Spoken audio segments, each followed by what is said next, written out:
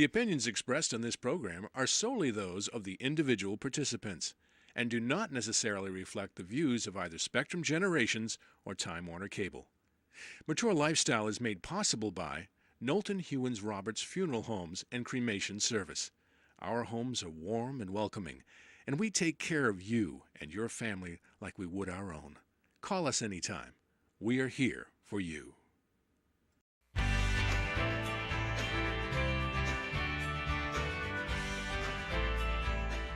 Hello, welcome to Mature Lifestyles. Spectrum Generations is so pleased to bring you this show. And some people may not know that there are services that Spectrum Generations offers to all people, including veterans. But today, we have an extraordinary young man, a veteran, first class, who's going to talk to us a bit about some of the adversity he's been to. But after you've been with him for about 5 minutes, you're not going to believe it. This is former Staff Sergeant, correct? Yep. You retired. Travis Mills of the 82nd Airborne. We've had a little back and forth between the Marines and the Airborne, but I'm going to stand my ground for the Marines. I think you'll do great for your group. Welcome, Travis. Travis says that his new life was brought about by a typical day at work. Now, that's his sense of humor. Travis, what happened on that typical day at work, and what happened to you? Well, thanks for having me, of course. Thank you. I appreciate it. I was walking along, minding my own business that day in particular, and just happened to set my bag down or set my bag down the documentary on an IED. Oh, my goodness. And where were you, Travis? Afghanistan. Afghanistan. My third trip. Third tour. I went 15 months, no problems. 12 months, no problems. And I was only there for 2 this time. And, oh, man. you know, it was a rough day. April 10th, 2012. Changed my life, you know, within a matter of split seconds probably. And we cleared the area, 90 normal patrol. I set my bag down, and the ground exploded. Immediately taking my right arm, right leg, disintegrating them, never found. Left leg was a couple pieces of meat hanging on. They duct taped it to my thigh. And left arm was still kind of there. The first thing I did, I looked down, and I went, oh, this ain't good. So I called my LT, and I said, I'm going to need help. I just hit a bomb. And then... You were able to call that in yourself? Yeah. Oh. I mean, they knew. They were in the vicinity. But still, you had the presence of mind. You're a survivor. It is clear. Well, I hit the ground so hard my left eye swelled shut, or started to swell shut, and then the medic rushed up at me and started putting tourniquets on, and I figured I was gone anyway, so I yelled at him to get away from me and go save my guys. Oh. And I don't say it because I was heroic. Well, you were heroic. Well, I've been there. Like I've seen, you know, what these kind of injuries will do to people. So and you really thought at that time it was all over. Yeah, but I wasn't gonna go out crying for my mom like they see on TV. I was gonna go out just appreciate it. Thanks a lot. High five on my way.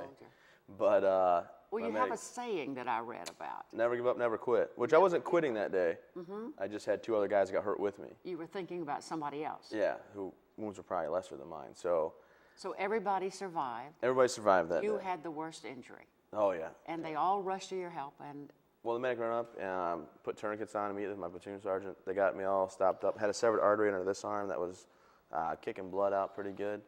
He blocked that up, and then they had to get the IV access. And I was awake the whole time, telling them, hey, it probably needs to be tighter. I'm still losing blood over here. And then they had to get an IV in my sternum, so they put this sternum like right here, and I was like, ah! And then I might have said some choice words to him because I think that was the only part that hurt. You deserve the right to say some choice words and then, at that point. Yeah.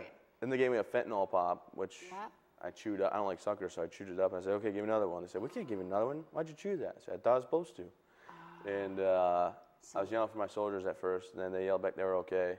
That's what you wanted to know. Yeah, one had real bad shrapnel to the face, and the other one took a lot to the legs and the face. And you were evacuated to Walter Reed? Kandahar first. Okay. So within 10 minutes, I'm on the bird. One of my guys is yelling, kind of like manly screams, but he was in a lot of pain. Right. So I had protective, like bacon grease type goop in my eye. My other one was swollen shut. This one looked like beer goggles. But I winked at the one guy, told him to be fine, yelled at the other kid because I couldn't see him, and said, Brandon, calm down. And then I yelled at the flight medic, said, hey, and I said, hey, guy. There's other words, and I said, take your helmet off, because he couldn't hear me. He took his helmet off, and I told him, give my guys water. Tell them they're going to be okay. But the whole time, you were taking care of other people, and I can see that in you. Then the medics sent me an email. The flight medics were like, I cannot believe this guy was yelling at me. To do something for the other men. Yeah. Okay, you went to Kandahar, and then you probably had a long stay at Walter Reed for rehab. Is that correct? Yeah, I landed in Kandahar, got the ambulance. I was awake the whole time, got the operating table. I told them, quit touching me, leave me alone, I'm fine.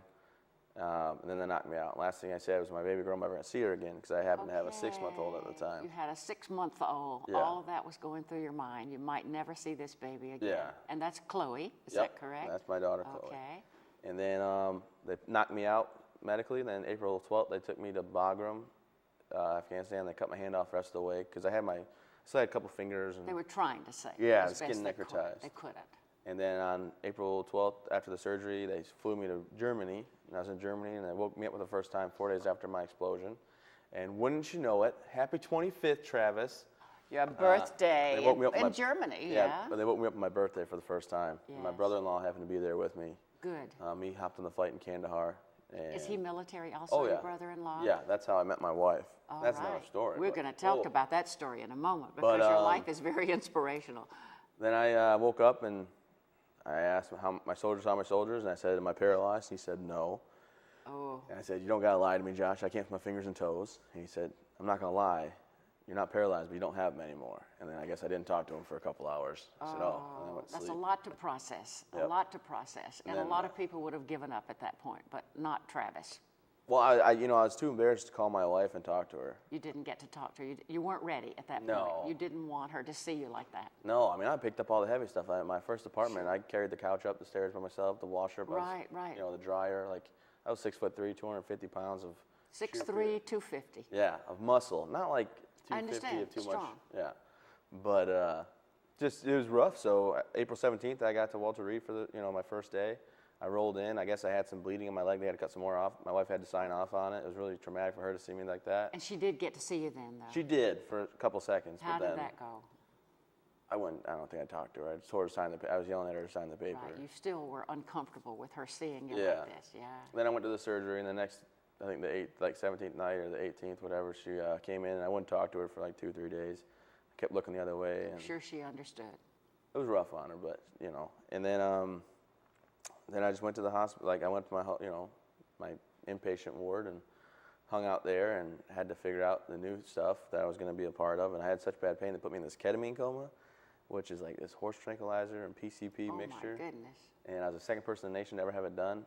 Right. But it's supposed to reset my brain for my pain tolerance, and it did. It worked. It worked. But I woke up after 5 days of 600 milligrams an hour for 5 days straight. I woke up and then just yelled the first day. The second day was all hallucinations. I mean, whatever was on TV, I was in. I was in Seinfeld. I was in Genghis Khan. We were fighting with the barbarians or something. What a terrible wild. experience. So how did you come out the other side with such a great smile, sense of humor?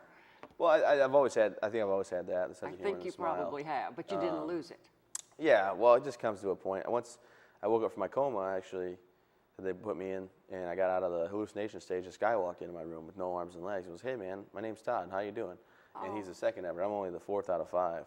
So it's a pretty prestigious club we're in. But the point was someone else who had been there Yep. first Yep. made a difference to you, would you Yep. say? Oh, yeah, absolutely. He was willing to come to see you because he knew what you were going through. Yep. Walked The in. rest of us can't possibly know what you're He going said, through. "Don't worry. I drive. My wife and I live in Missouri. We do fine.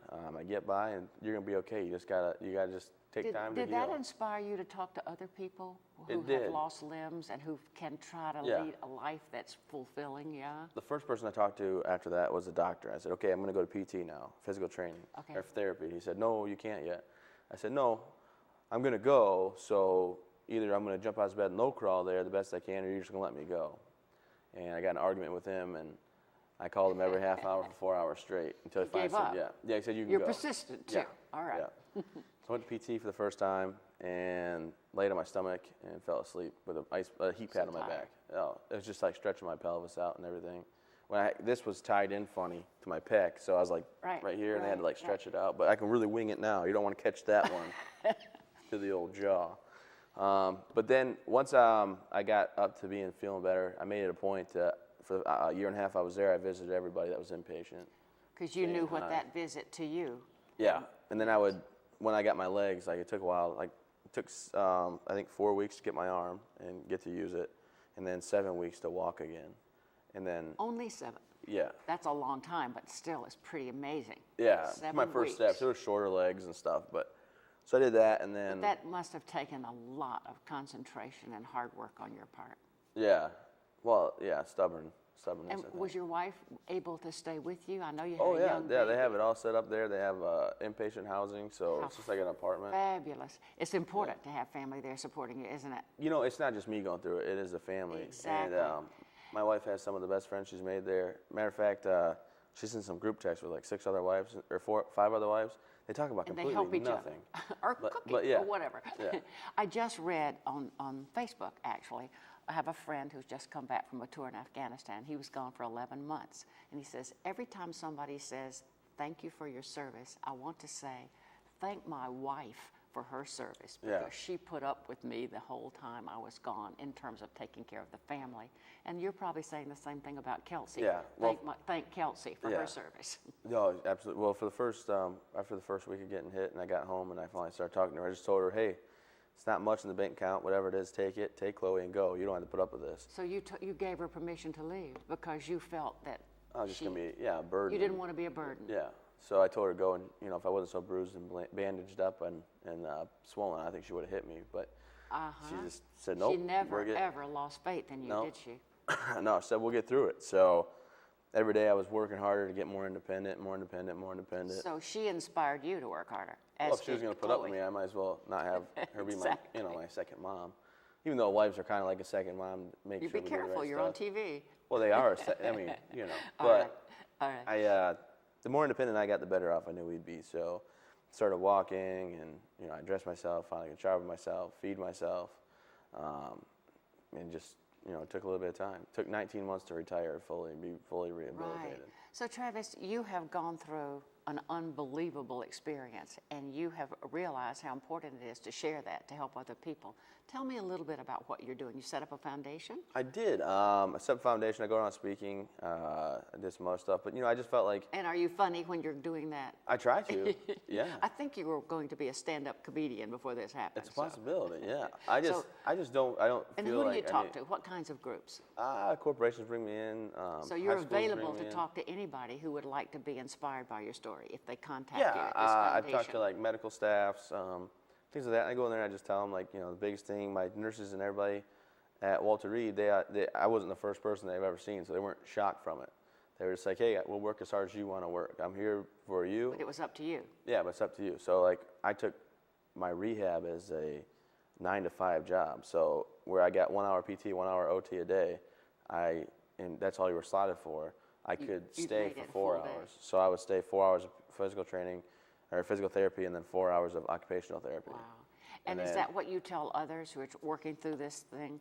Don't just do your 1 hour. Give it more than that. You have Yeah. to work at it. It's not going to come to you. Well, after a while, about probably 4 months in, the therapist would say, hey, could you come by at this time? I have a Somebody guy, needs some yeah. encouragement. They would also have nurses upstairs or doctors upstairs say, hey, can Travis go to this room and talk to this person? Or just they wouldn't give me a name because they can't give me a name. They'd say, hey, this room Right. might need someone to talk to. So I did that. After the Boston bombing, Oh I my goodness. Did you deal with some of those? I got a people? phone call to go up there 2 weeks after. And so were you able to do that? I was. Me and 4 other guys from the How hospital. wonderful.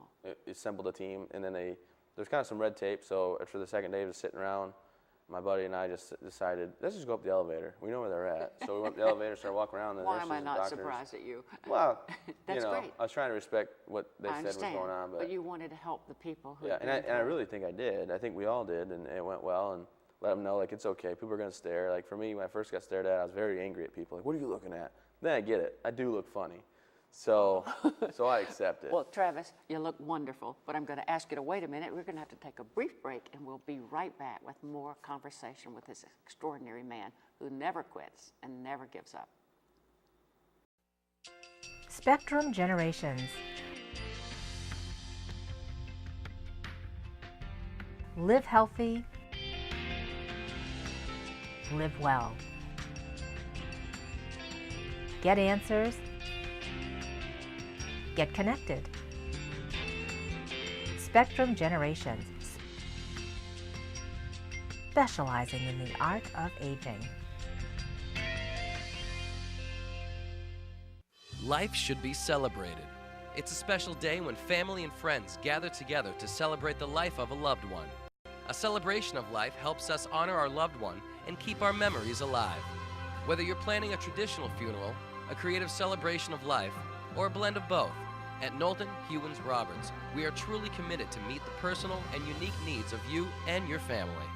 Knowlton Hewins Roberts. Visit us online or visit our 2 locations in Augusta and Winthrop. You're watching Time Warner Cable Community.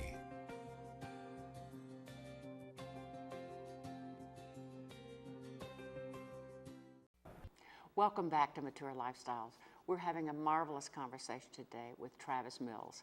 He gives new meaning to the word courage and grit and, frankly, a fabulous sense of humor. So, Travis, I never know when you're serious, but we're going to get started again. Travis has also shared some stories about how he spent his time since recovery trying to help other people who have lost limbs or have experienced any kind of tragedy, not only in the military, but anywhere, including the survivors of the Boston bombing. But Travis, we were also talking about you wanted to go beyond that and set up a foundation. Can you tell us about the foundation? Well, absolutely. So I never knew I was going to be starting a foundation and be the not. president of a 501c3. Not really where I was thinking I was heading in life, but I'm happy to be able to. So I went out to Colorado. I went snowboarding. Snowboarding? Yep, I snowboard. I went downhill gravity bike riding, which is like a 4-wheel bike. You strap to the seat, you shoot off the cliff, like the side of a mountain.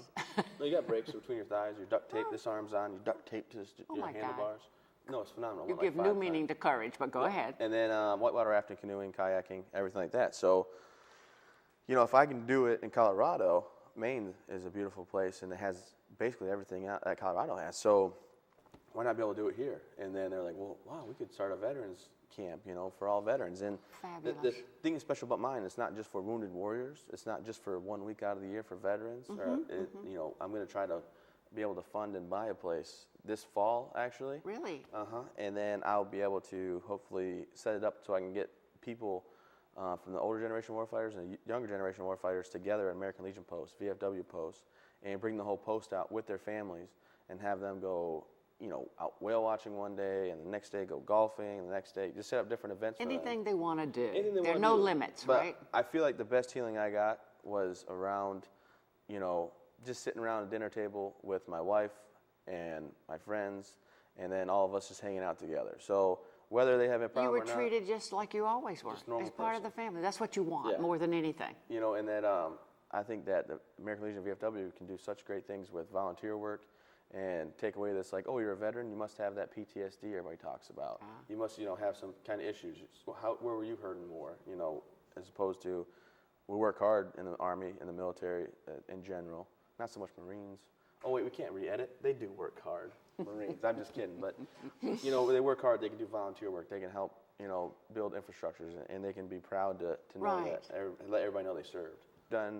We did a week last year, and we did a week this last August, and then next year we're hoping 4 to 16 weeks. Wow. And then I'm trying to figure out how I can get it to 4 to 8 months out of the year. The only thing is when kids go to school, it kind of Yeah, because they're dads, too. But Vietnam veterans, Moms. they didn't get treated the right way when they got home. Not all of them did, but you know, if they want to do like a reunion of their platoon, Sure. call us up. Come on out. You could we'll help figure with it out. that. That's terrific. Yeah. Do you need special facilities? I look at you, and you do everything everybody else does, but you did talk about a bike that had special brakes that you dealt with your thighs. Absolutely. So you need a camp that has Main Adaptive, access. I'm kind of working with them for Main Adaptive, if in you know, ramps and walk-in showers, Sure. or roll-in showers, if you will. Sure. Because it's not just for the wounded guys; it's for everybody. Everybody. So there'll be a mixture of everything. Tell me, Travis, how do you like for people to respond to you? You said sometimes people look at you funny, and you expect that, and you deflect it with a sense of humor, I think. Well, with but kids, how should people react when they see you? Oh no, stare! I would. Ooh, Stare. Look at that. But you know, I usually say, "Hi, how you doing?" And then I catch them Yeah. like they're looking at my legs. They're like, "What's going on here?" And then like, Yeah, "Oh, hi." And you then put them at ease. Yeah, you know, I try to disarm the situation, if you will. But I'm just a regular guy. I'm the same person I was before. And that's an important thing Yeah. for everybody to remember. I'm 3 inches shorter, and you know, that's about it. And you know what? You get shorter when you get older, like me too, so don't worry about it. But you have some wonderful photographs here. Could you tell me about those photographs? There's a Absolutely. beautiful girl with a flag, a little one. That's my daughter. When this kind of all started. Yeah. And we just were out at our house in North Carolina at Fort Bragg. I was home for a visit from the hospital, and these people called me up, Philanthropy, they're a nonprofit, and they said, hey, we do photo shoots and short 10-minute films for your family. It's our way to give back and whatever for all the things that you've been through. And we said, okay, sure, come on up to North Carolina. They're out of Texas, they've never been out of the States. They came up, hung out, and they did some filming, and they did that picture for us, which is, they got it blown up on a canvas. And of course. It'll be in our great room at our house, I'm pretty sure. Chloe is how old at that time? She's, I'd say, September, it was about one. And Chloe thinks everything is fabulous. She's sitting She there. doesn't think I'm weird. No, so. she doesn't. And she's got the flag in your honor. Yeah. And then there's a lovely family photograph. Tell me about that. So that's my same day, just different picture. That's my wife right there, Kelsey. She's my wife of 6 years. And, again, our daughter, who's actually 3 now. 3-year-old. Yeah, so we were just out near Mott Lake and took some pictures. But from them being there and taping a 10-minute short film, the film guy, director, if you will, he's like, we got a short documentary here. We got like a half-hour documentary. So there's a documentary about Travis Mills. Tell us about it. TravisTheMovie.com. Find all your information there. But okay. They just wanted to cover everything from before. So they have home video of Kelsey and I when we first met going to Mexico. And then it covers that. It covers all the stuff with reenactments up until the hospital, after the hospital. So my kind of a neat thing, my 2 guys that got hurt with me and 2 They're in the documentary as well. They do all the reenactments. And they know that you were thinking about them even when you were at your worst. Oh, yeah. I called them on my birthday when I woke up for the first time. I actually called them and talked to the whole platoon back there. Incredible. Sang to them a little bit. But, yeah, so just this 57-minute documentary was inspired by a simple photo shoot from Philanthropy. And I was fortunate enough to have my guys come out from Fort Bragg and reenact everything, the blow up and everything. So you did it in Fort Bragg, a reenactment type thing, some of the things you were doing? I did it in Texas. In Texas, okay. Yep. The guys came from Fort Bragg Fort to Bragg, Texas. I'm sorry, I misunderstood. Yeah. And so where can you see this documentary? Well, it's I'm trying to host it all over Okay. the nation on November So 11th. it's a nationwide tour. As many people that want it, you can go on the TravisTheMovie.com website and you can click on host a screening or showing or see if they're in your area. So, and you're doing that, it helps your foundation. Helps the foundation, it helps. But it also inspires people, doesn't it? Yep, inspire people, Do you get have, the story I out bet you there. have people coming up to you every time. I know everybody hasn't seen it yet because you're getting ready to do your tour. We did a big showing at Coney High School. I'm I sorry think. I missed Like that. like You've already 350 people. I think. 350 people. Yep. What kind of reaction do you get? A lot of booze. No, everybody walks away with something. They really enjoy it, and it's kind of weird. A lot of people. When I'm moving to Manchester, down the street's this gas station, and I went in there to get a sandwich. They knew you. And they're like, "Hey, Travis, how you doing?" And I'm like, "I'm Sal," or I'm like, "Oh, yeah, how's it going?" They're like, "Welcome to the neighborhood." So definitely excited to move here, and the documentary, it just tells a story. It tells one story, so many. I like to tell people when I go out and speak. First thing I say, if you're a veteran, thanks for your service. I didn't serve any more or any less than anybody else. I just did my time as best I could. Then I'd say I'm not wounded any more than anybody else, so I don't hold myself any higher than anybody else. I'm just a regular guy trying to be a family man and get on with life the way it should be. I drive a big truck, because I'm manly. Oh yeah, because I'm manly. But I drive a truck every day and take my daughter to get ice cream and do all the regular things I'm supposed to do. So it works out. Take my wife with me too. She usually hands my daughter the ice cream. The dog? No, my daughter. Oh, I thought you probably have a dog in there eating ice cream as well. I got the truck just because I have a yellow lab. I thought so. It's my marriage counseling dog. I've had him since we got married. So. So the big tour starts, and are you excited about the traveling? Well, I travel quite a bit for it, but anyway. November 11th will be like the big. Everybody can watch it. Hopefully, people reach out and want to show it for November 11th on Veterans Day. And what a wonderful time to start. Yeah, we're doing all our stuff there, and then we'll see where it takes us. My big thing is I've only lost my family once, so I'm not going to do that again. And I just want to be at home with them as much as I can if I don't have to go out and travel. I mean, I think I got a bunch of trips planned. I don't know, a lot of traveling. Right, and as I understand it, Maine was fortunate enough to get you to move here because your wife was smart enough to be born here. Yep, she's strong to enough live to here. do it. Yeah.